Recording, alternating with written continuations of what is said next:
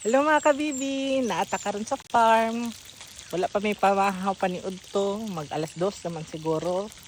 So magluto mi karon og kuan, kinataang isda. So first kay ato sa ipritohon ang isda, no?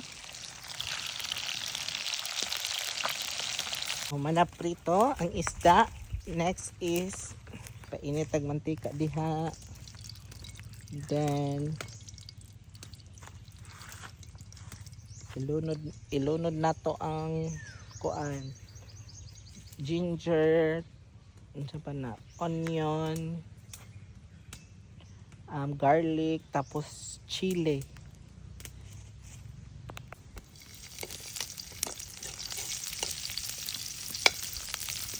Ito na itong prito.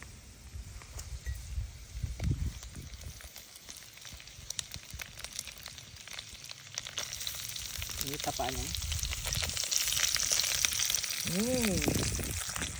Butangan ng tubig.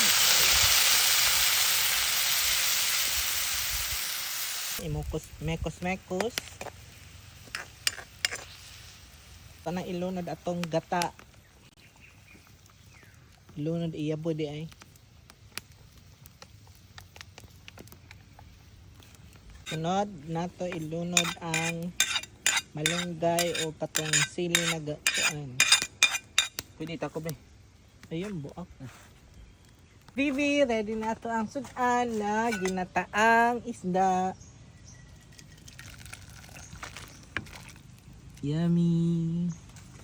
Yummy. Mga unata. Mga kabibi. Ay mga kabibi. Humana miglabas akong palangga. Murag mo ana ni mong pinakalas na labada. Pero murag na apa ko'y labahon katong mga old clothes na ako nga naadridaan sa balay sa farm.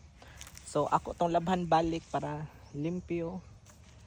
And dara, bukat kaayo mo yung gilabada kay towels o kanakasagaran jogging pants. Tas karon magkoral mi dire.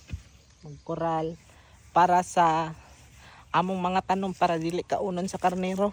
Kay sige kaunon kay katong gitanon na mo dito na malunggay.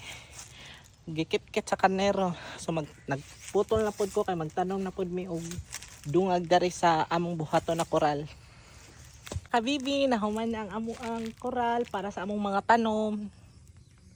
Para look.